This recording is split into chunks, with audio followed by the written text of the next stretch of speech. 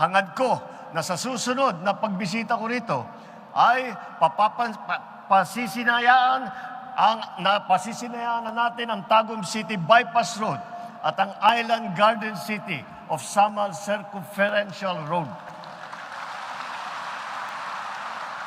Sa 2026 pa raw po matatapos, pero mas maganda kung mas maaga at pipilitin natin mas mabilis at mas maganda pa ang pagpapatayo na yan. Hindi lang po yan, inaabangan din ang pagbubukas ng Carmen Tagum City Coastal Road.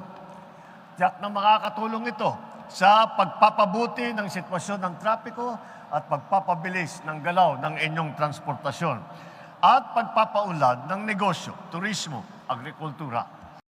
Buo ang aking suporta sa lahat ng mga proyekto at programang naglalayon na maisulong ang pagpapalawig ng turismo, pag-asenso ng inyong rehiyon at pagkilala sa inyong galing.